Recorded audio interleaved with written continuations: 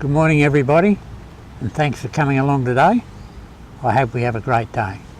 What we're going to do is walk along Simple Street here behind me, and then when we get to Mount Pleasant Street we'll turn left and then walk along Mount Pleasant Street to about the middle of the street, and then we'll turn left and walk across towards the long bridge.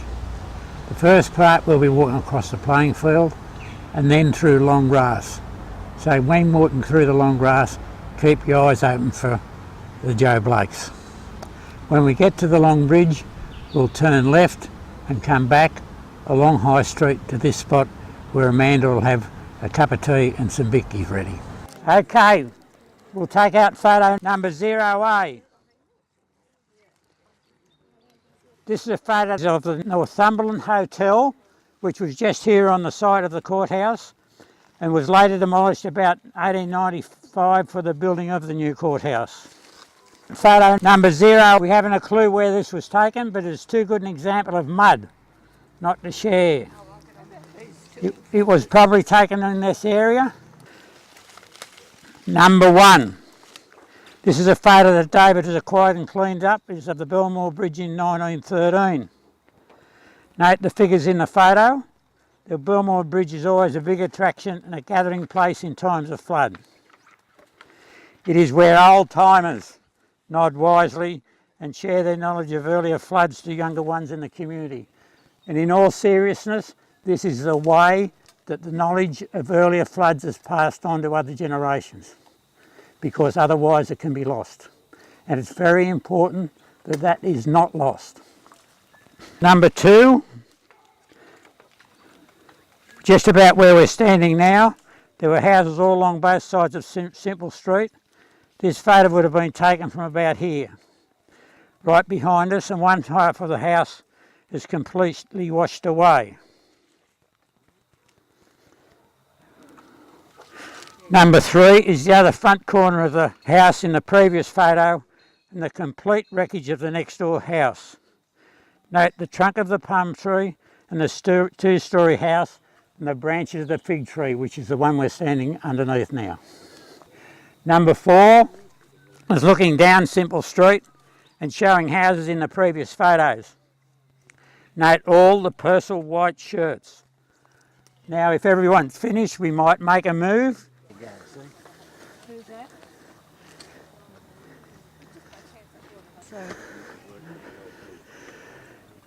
Righto, we've only got a very narrow footpath.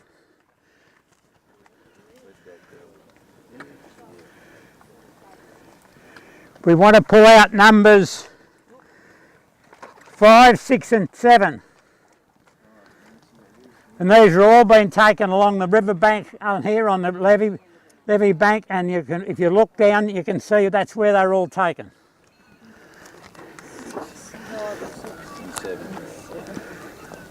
Oh, he probably missing them because he's been there, done maybe Is this one? Yeah, probably is that one.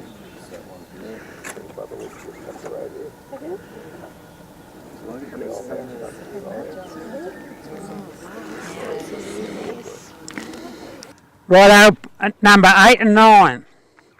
This is something that Jim Lucy often does. You're looking straight up Simple Street towards the courthouse in 8, and then you do a 180-degree turn and you look down behind me, down towards Mount Pleasant Street in number 9. So you'll see, that'll give you some idea of what the damage was like in Simple Street. Righto, we're going to move on. Thank you.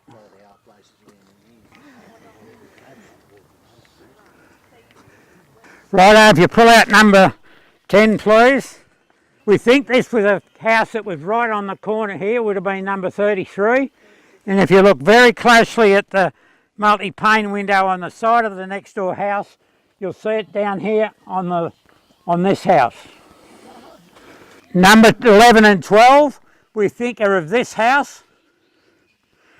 Note the damaged pillar on the right side of both photos, which would have been this pillar here. This was across the road.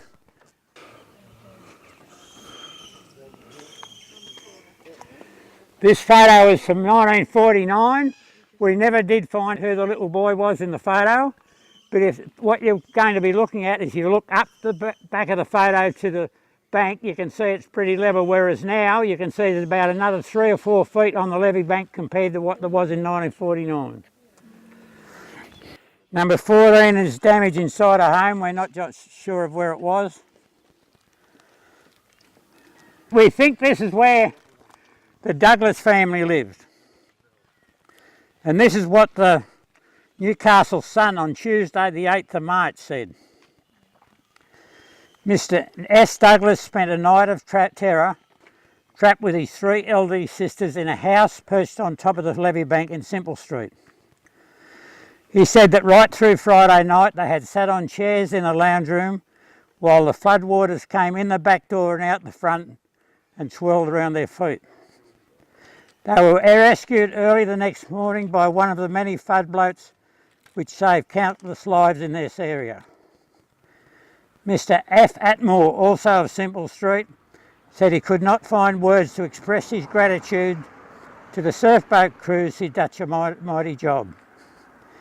He added they rowed with their hands almost bleeding, and though they were almost ready to drop, they went on rescuing people from rooftops and 2-storey homes around here.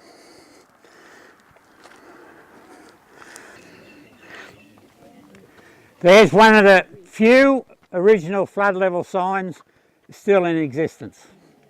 So that's what the level would be here in 1955. So you could see why the water from the bank was flowing through and then down into here through the houses along here.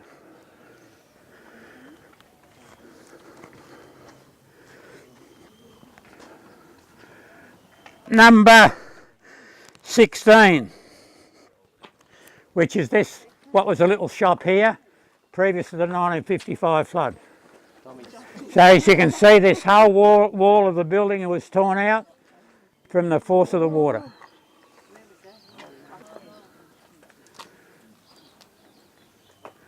We believe this house here was the home of Mick Hinman, a well-known cricketer of 55 years, and he said that only a couple of big pencil pines here at the front of the house, they saved his house because they diverted the huge logs and other debris down each side of the house. When the floodwaters subsided, they left 4 logs 20 foot long and 2 feet in diameter in his yard. Mr. Hinman said the water only rose 2 feet 6 inches up the walls of his house. So from Mick's description, we know the depth of water in this house was 2 foot 6 inches. So that's probably about, what's his brickwork? Well, about a foot. So you're probably looking at about 3 foot 6 to 3 foot 9 from the ground. Number 17. All you could do from that was look at it and walk away. There's nothing, absolutely nothing there left. Number 18 is a good aerial shot of this area on Friday the morning, the 25th of February, 1955. Note all the trees are still standing at the long bridge. All done with the aerial? Let's move on.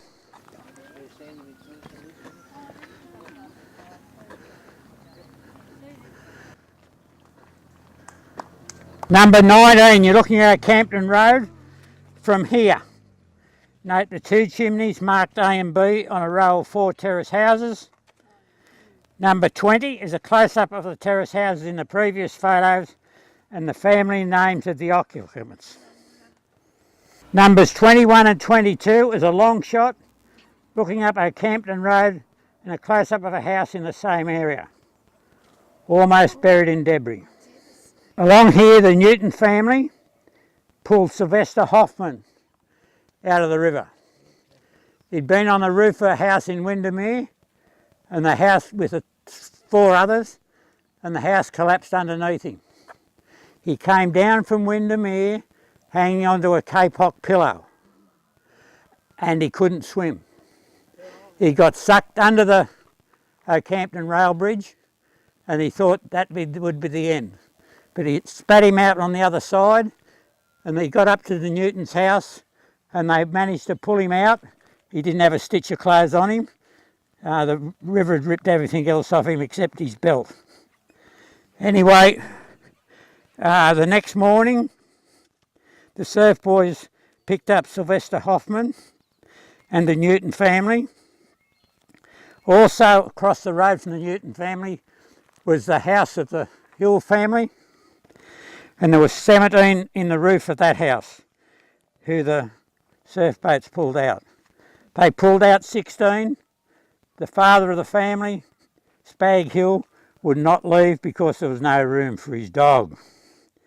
So the surf club boys came back later when they had room and picked up Spag and his dog. Number 23 and 24, another great job by David Cypher to restore these two photos from 1913. You don't hear a lot about the 1913 flood, but the Maitland Mercury at the time spoke of the damage that the 1913 flood did to the farms along Oakhampton. And it looked like they'd been blown up with charges of dynamite or attacked with a steam shovel. Like 1955, 1913 broke through to nothing in front of it. So when there's nothing in front of it, that's what causes the damage. If you go to your own home and turn your tap on in your kitchen sink, it'll hit the roof. If you half fill it with water, that water in the sink will take the first impact.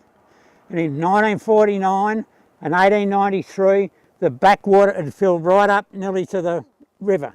And when the river broke, that water took the initial impact. In 1913, who was with us last week? Remember we spoke about the signal box being overturned in 55. The same thing happened in 1913, but they didn't listen. They didn't learn. Now, this one's a great photo. I love this photo. This is taken in 1913. Right, Les, we've got a fair walk now before we stop again, so keep moving.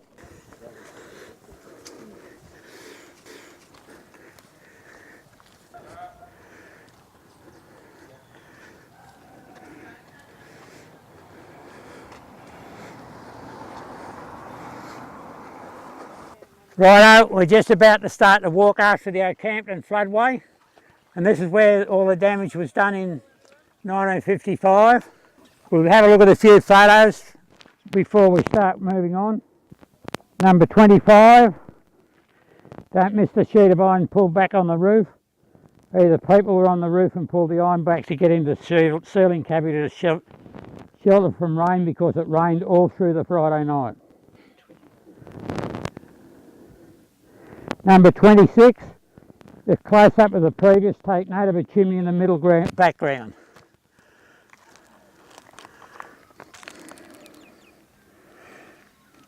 Number 27 to 32, you don't need any words of mine to add to the way of the utter destruction in these photos.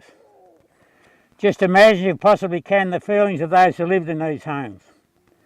Number 29 is a cartoonistic impression of what the camera saw in 28, plus some chooks.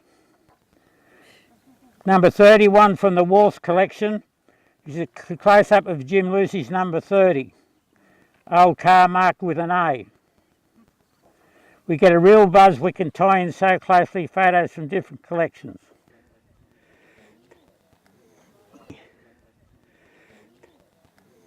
When you're looking at this sign, the most important word to look at is mitigation. And that's what this flood control, we have the best planned, the best implemented and the best looked after mitigation scheme in Australia. But it only does what it says. It is a mitigation scheme, not a protection scheme. Now if you look at number 32A, you can see how it works with the different control banks. The control banks are trying to give us the effect of the same flood in 1893 and 1949. That is, that it was all filled up with backwater, and that took the initial force when the banks broke. Now we've got the spillways up at Oakhampton and they've got a number of what they call control banks. Right here, running along parallel with the road, you can see a control bank. It's number 3. The first one is on a Campton Road, and you'll see they spent a lot of money on rocking the discharge side of the road. Number 2 is at Walker Waterworks. That really stands out. If you take a drive out there sometime, that gives you a really good impression of just what happens. There's only one person who was questioned by the Moriarty Commission in 1870, and Robertson Esquire, who lived at Campton, put forward the proposition to open the place and let it out over the land into the natural channel. The channel referred to was, of course, we now know as the Ocampton Floodway. There was also the mention of the swamps out the back taking the overflow. Robertson was also against the building of walls or embankments because if the walls or embankments were to give way, the water would drown the people and wash the whole of West Maitland into the sea.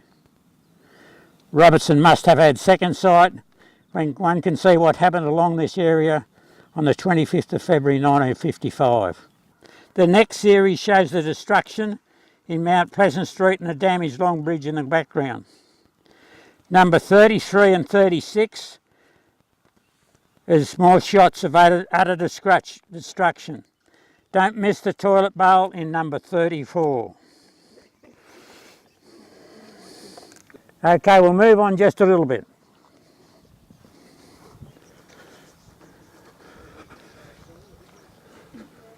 Righto, 36A. This is about where Roy Pickering lived. And you can see him standing out at the front of his house. And if you could look at over his left shoulder, you'll see the chimney from Walker Waterworks. So we're pretty sure that this was around about where Roy Pickering lived. Now somewhere around here on this side of the road lived a family called Dickinson.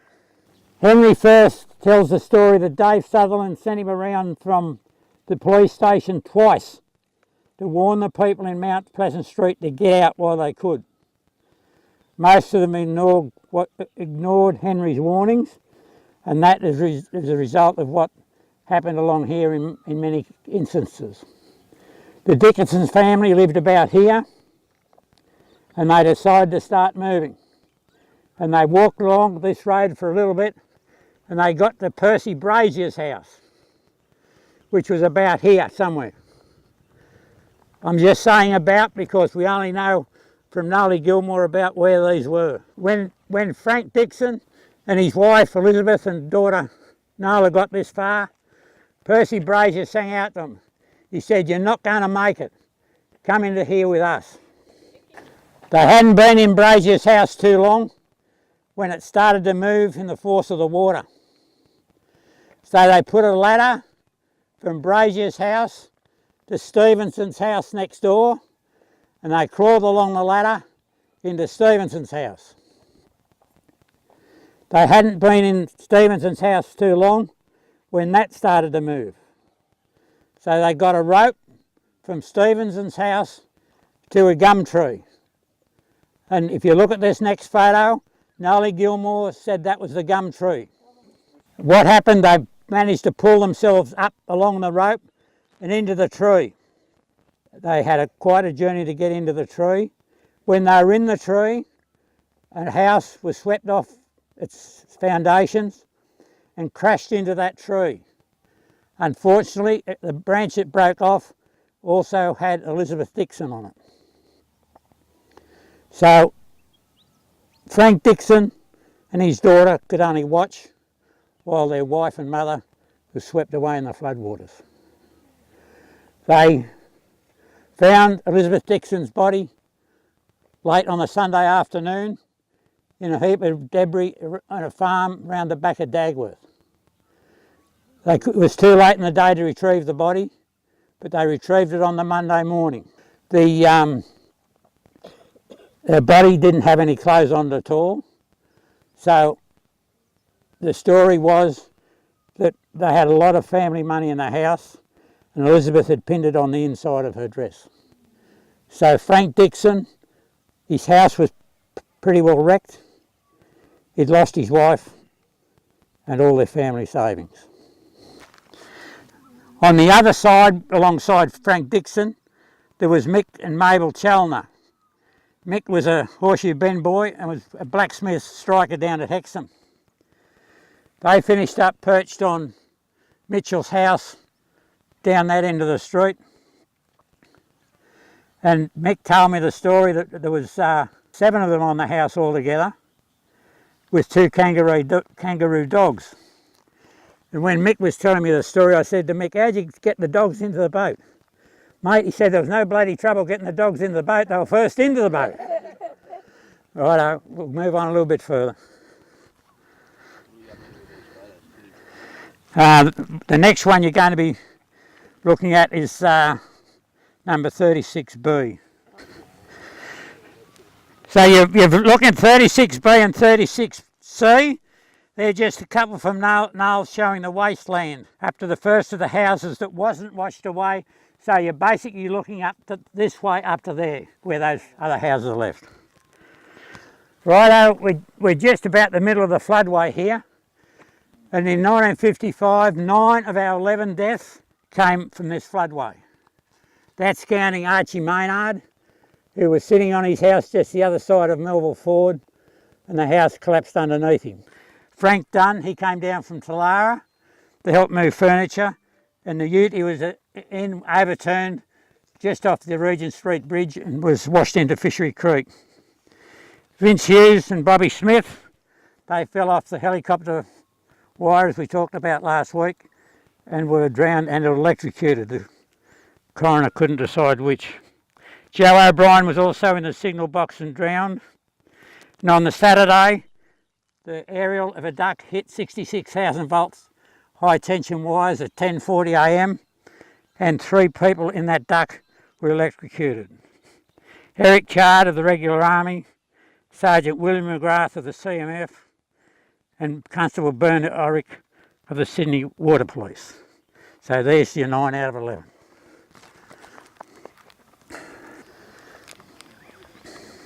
Well, just about here on the other side of the road was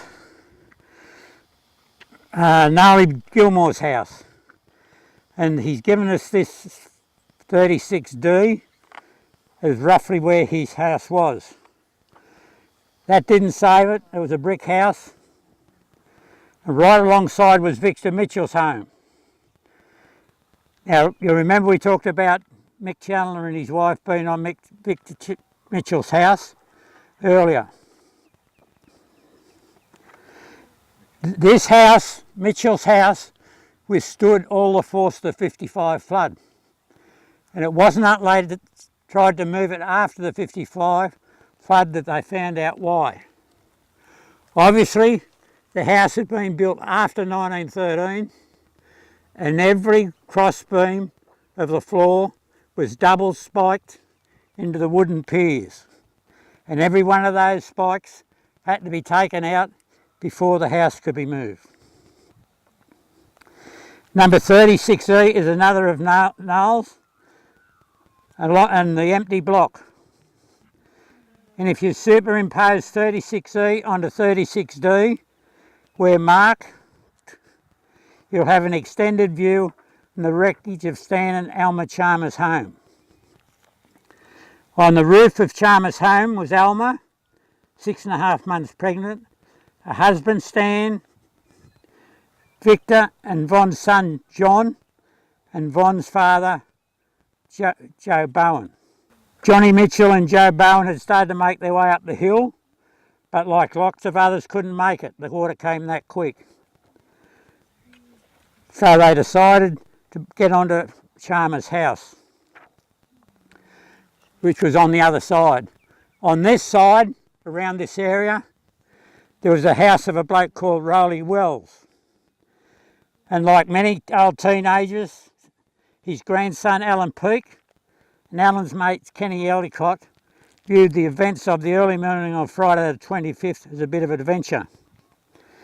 Kenny Ellicott told me they'd been out along a Campton road as far as Newton's, checking out the situation, and decided that perhaps it was time to move out of the area.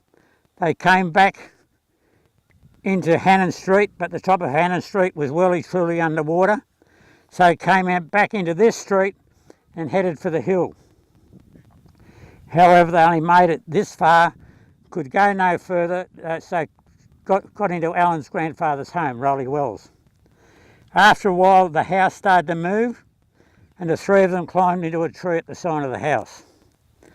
After some time, Chalmers' house moved and started to float towards them.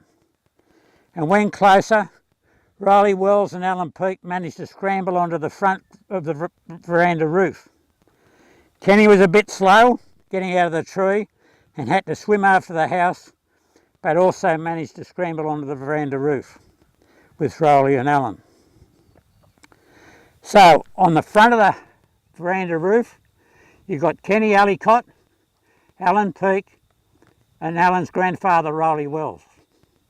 On the peak of the house, you've got Stan and Alma Chalmers and Johnny Mitchell and his grandfather Pa Bowen.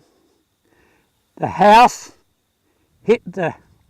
First of all, Kenny said they thought the house would get close enough to the hospital for them to get off, but it swirled around and smashed up against the long bridge.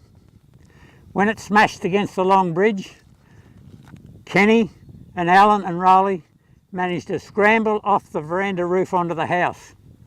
Then the house collapsed and the other four was sucked under the bridge and spat out the other side.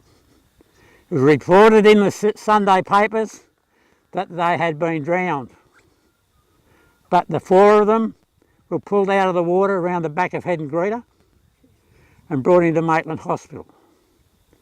Alma Chalmers, I think it was on the 8th of May, she had a daughter, Helen. So Helen is the youngest survivor that we know of from the 55 flood. Now I can't go without speaking about the lifesavers. All through Friday night, there were lifesavers at the hospital. All through the night they could hear people screaming and yelling and waving torches all along this street that hadn't been washed away. There was people on the roofs of houses, there was people inside the houses, and also along Oakhampton Road, and you had Kenny Ellicott and his two mates on the trees in the bridge down that end. You had 6 people in the tree that Elizabeth Dixon had been washed out of down there. At 8 o'clock at dawn on the Saturday morning of the 26th, the boats from Nobby's, Merriweather, Redhead and Caves Beach, Swansea Caves. They rode out from the hospital at daylight and they worked all day pulling people from all along this floodway. They pulled people to safety and took them into the hospital. They never lost one person. They rode until their hands were raw and bleeding, and they wrapped them up and they went out on the road again. There was a Newcastle policeman stationed at Newcastle Hospital called Mackay, M-C-K-I-E, and he recorded that day those surf boats had brought 400 people into Maitland Hospital. That night the crews collapsed onto the floor of the hospital and the nurses were running around with tears streaming down their face as they put pillows under their heads and sheets over their bodies. All in all, during 1955, the lifesavers from Newcastle and the Central Coast rescued 1,800 people. That is recorded in their annual report for 1955. They also transported another 600 people from place to place and took supplies to isolated farmhouses. And we've got photos at the town hall showing them taking milk cans, the old-fashioned milk cans, 10 gallons I think they were, from East Maitland to the hospital. They were finished here on the Monday, but things were still bad out the west. So down at Williamtown, the crews down there stuffed 3 surf boats into the bomb bay of a 4-engine Lincoln bomber. and they had 32 lifesavers. Even though they'd done all that over the weekend, they were willing to go again. And they were to flow them out to Narrabri. But then they found out the aerodrome at Narrabri wouldn't take the weight of a 4-engine Lincoln bomber. So the boys, RAF boys, had to open up the bomb bay and take out the 3 surf boats, and the surf club boys went home and had a sleep. So that's just a wonderful story, and it's a true story. So Maitland will always owe a great debt of gratitude to the surf clubs of Newcastle, because they came when we needed help badly. The Mayor put out a call on Friday morning about 11 o'clock because things were desperate. There were absolutely hundreds of people missing because people had come down to Newcastle, come down from Talara and East Maitland to help, and they didn't get it back. One of those stories you'll see on your, if you get the flood stories, read Bob Benson's story. He was 15 and he came down to help, and he didn't get home until the Sunday. So imagine how his family was, because the last they'd seen of him was on the Friday. Bob tells the story that when he got home, his father was going to flog him, and his mother wrapped her arm around his neck and drowned him in tears. So that's the difference between mums and dads. Righto.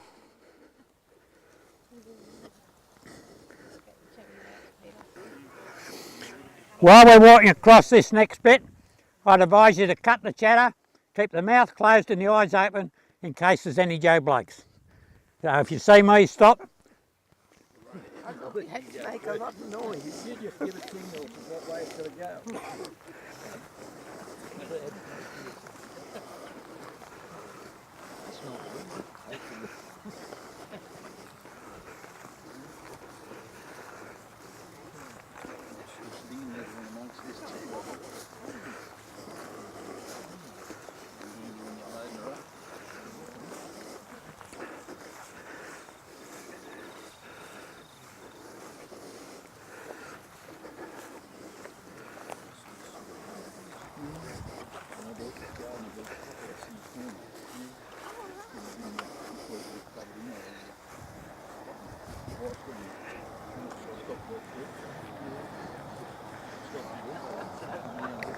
What are we up to? Oh, I should have shown you these beforehand, I'm sorry. This is Alma Chalmers' story, and there's the piece that Bryony wrote. So you might like to have a look at those two. 36, what is it? 36F and 36G. Number 37, Jimmy Lucy shot from the top of Hampton Court, just there behind the trees. 38.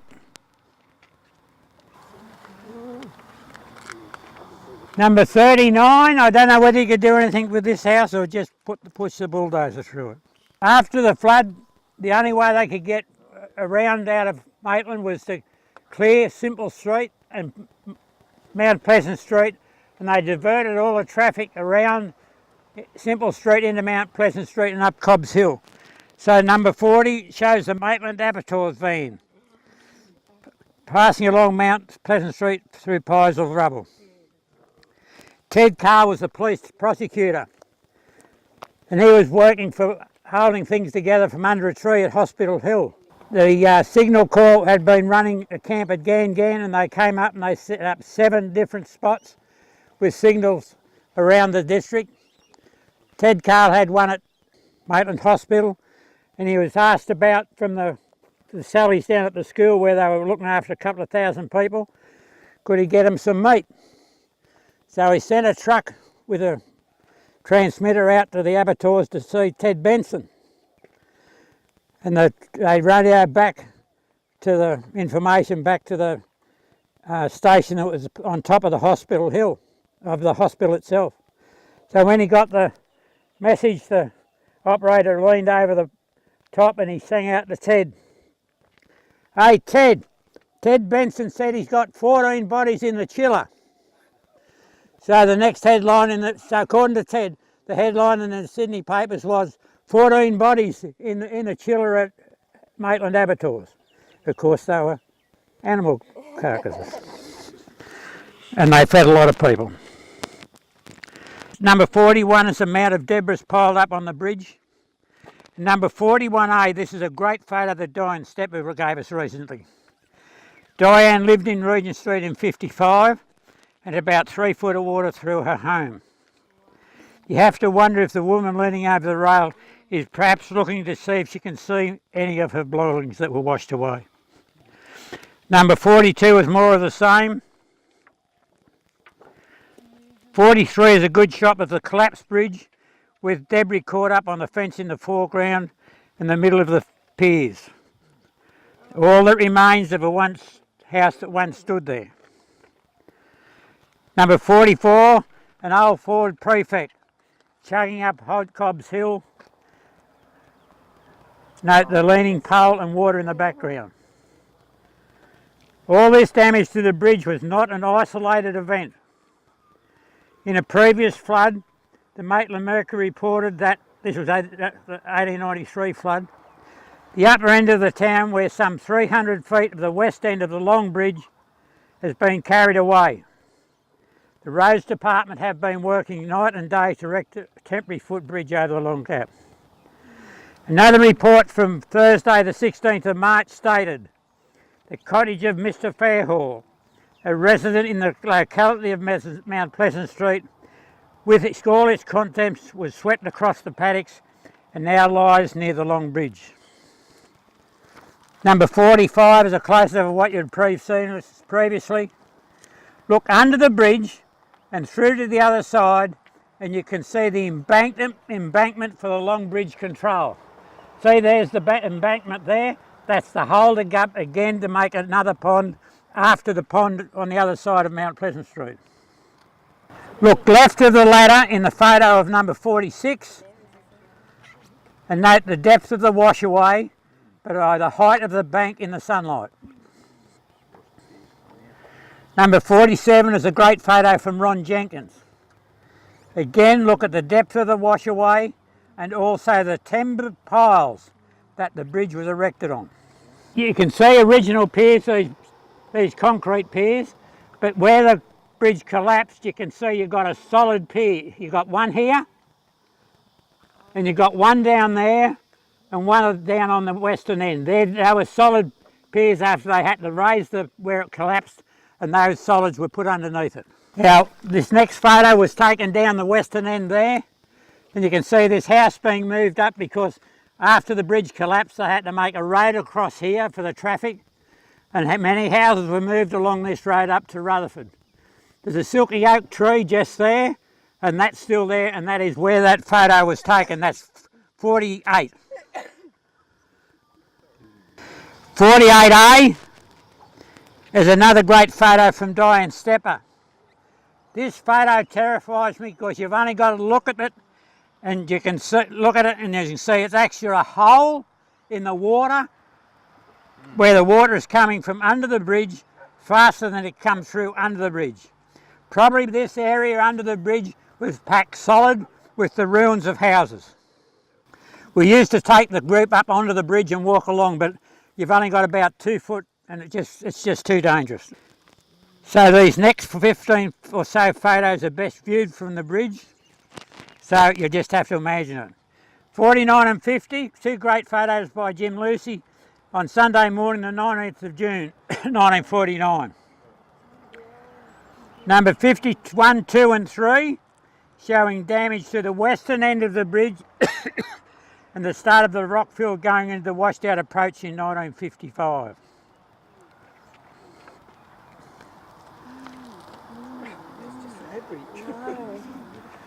You'll read many accounts saying that this bridge was washed away in the 55 flood. Again, rat bags write anything that they think they know. What happened was this bridge stood solid. The approaches at east and the western end were completely washed out. And then between 2 a.m. and 7 a.m. on the morning of Tuesday the 1st of March 1955, this bridge collapsed in the middle in 2 spots because it was completely washed away underneath where the supports were. We know the time because The PMG boys had worked till 2 o'clock in the morning on Tuesday, dragging telephone cables across the bridge. And when the next crew came through at 7 o'clock, it was like that. So it's marvellous how you can pick up information from other sources. What's the one after it? Yeah. I just would like you to pull out number 54. She was a nurse at Maitland Hospital. She's now Mrs. Richards. Righto. Ladies, don't you all wish you had a waist like that girl? Righto, we might look at 55 and 56.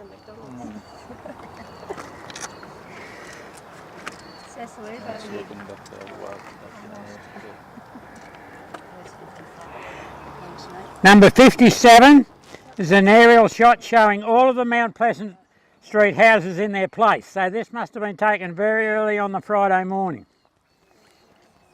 58, another aerial shot showing houses starting to move and people on the roofs of the houses. Don't miss the holes in the roofs of 2 of the houses. Number 59 and 60, showing what is left of the homes in Mount Pleasant Street. If you overlay 59 onto 60 so that the 2 A's combine, you'll get a good panoramic view of the damage caused by the floodwaters all along. Number 61, after the flood of Sunday the 19th of June and the breaking of the embankment at Jenkins, Maitland was very vulnerable to any further rise in the river. And a moderate rise of 26 foot 6 inches on the 26th of July was enough to flow over the already broken embankment. 62, an aerial shot of the Ocampton floodway in the river during the 1971 flood of the 2nd of January, showing all 3 spillways in action. You can see the one on Ocampton Road, the one at the Walker and the one just here. The river then was 37 foot 2 inches and is the 5th highest ever recorded. Another 1971 shot showing the powerhouse control overtopping and sending floodwaters towards the Mount Pleasant Street control. 63 has the powerhouse control again in 2007. It is 1k from the intersection of Mount Pleasant Street and Ocampton Road and is the only other rock control on Ocampton Road. 64 and 5, both of these are from the last time the spillways in action on the 11th of June 2007 in the Passion Bulker storm. The river at the Belmore was 37 foot 1 inch, a relative minor flood, but the traffic chaos on the road between Maitland Station and the Teresinski Bridge was caused by floodwaters out of Fishery Creek. They had an absolutely cloudburst at Abermain that washed houses down under the bridge, overbridge at Abermain, and the floodwaters came down through Swamp Creek into Fishery Creek, and it was waters from Fishery Creek that caused the damage between Maitland Station and the bridge. Oh well, it'll happen again. It will. Mate, there's enough history of the floods through this place to say it'll happen again, for sure. Doesn't matter what they do. We've been... Righto!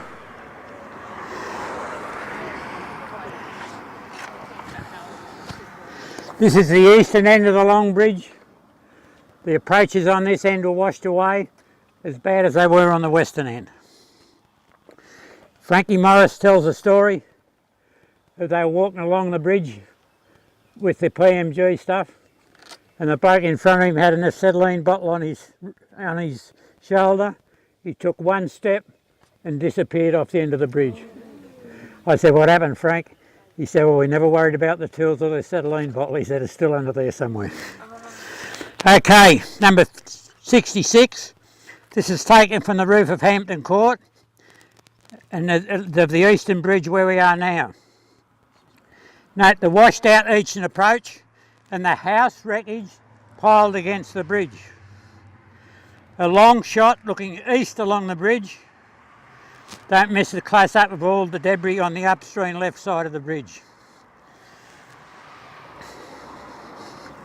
68 and 69. These photos are both from the June flood of 1949, showing different heights of floodwater over an 18-hour period. The bank at Jenkins broke around 10:30 a.m. on Saturday the 18th of June. As you can see, the info on the photos of number 68 was on Saturday afternoon and number 69 on the Sunday morning. Note, in number 69 the floodwater was just starting to wash onto the bridge. If you can remember back to Jim Lucy's photos 49 and 50, taken at the western end of the bridge, there is no floodwater on the bridge itself there. So that shows that the western end of the long bridge is slightly higher than this end. Number 70 is a close-up of that floodwater washing onto the bridge in 49. Number 71, another of Jim Lucy's of June 49.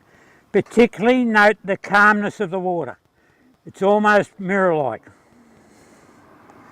Number 72 is from Darrell Walt's collection of February 55 and showing the remains of the two houses just seen in the last four photos. You might remember 43, which showed only the piers remaining of Bannister's house that once stood here. Number 73 is debris piled high on this eastern approach to the Long Bridge.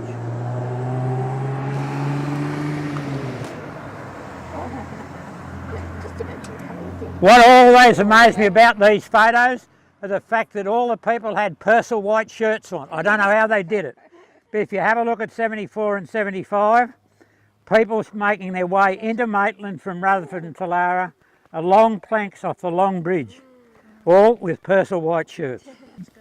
This photo is really special to me, and I can't work out why sometimes. It speaks to me. The little boy walking somewhere along the bridge has been sent out on a message. The parcel he holds, it is wrapped in white butcher's paper, perhaps a couple of pounds of sausages. Don't miss his bare feet and the terrible debris he's walking into and the tie he's holding up his pants.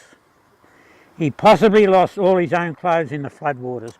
That is a real photo that shows you the pathos that went through with the 1955 flood. So I can't work out, but sometimes I can get tears in my eyes when I look at that photo. It's just a young boy, and I don't know. Anyway, another 77, another from Darrell Wall's collection. Now this is looking down into High Street. You're going to have to look down here, straight down here, and where you see that big sign, Maitland Auto Parts, etc., that was where Les Ford's garage was. And you can see Les Ford's garage in that photo. Right at the back you can see just to make out the photo. 78, 79 and 80. These three are all Jim Lucy's and show his great eye for detail. Note 78 is from the top of the Hampton Court, and two spots on the photo have been marked A and B. We'll come to those later. 79 and 80 show close-ups of both those spots. This is great photography by Jim Lucy. Oh, yeah, I think he's a bit younger than me, Keithy. I'd say he will be, yeah, like he's only just probably hitting 70. Yeah, if you look down here, this is Hannon Street. If you look down there near that two-storey place, you'll see that two-storey place in 81. And these three ratbags walking through mud in bare feet. They'd be lucky if they didn't get them cut off from the glass. And these other two photos are taken further down Hannon Street. Yeah, that's what I said last week. Where do you start to clean the mess up? Yeah, but as John's mum and dad said you do, you start all over again. You leave the letterbox the way. My dad had built a brand new home in Carrington Street in June 1949. We were due to go into it on the 30th of June. 19th of June, there was water in the brand new home up to the top of the doors. In 1955, it was 18 inches in the soil. The Daily Telegraph of Monday the 7th of March carried an article on the Maitland floods, written by their feature writer Merton Woods, who had been in Maitland for the duration of the flood from start to finish, and had been trapped in the courthouse for nearly 24 hours. In the article he wrote, "The disaster that hit the Hunter Valley on February the 25th, 1955 was incomparably worse, except in the number of lives lost, than the bombing of Darwin on the 19th of February 1942. He finished this paragraph with these words: "I was in Darwin and I was in Maitland." So he knew what he was talking about when he compared the bombing of Darwin and our flood. In the thousands and thousands of words written about the Maitland flood of 1955, it is extremely doubtful if a more powerful statement has ever or will ever be written. Thanks for today. You've been a good group, so thank you very much.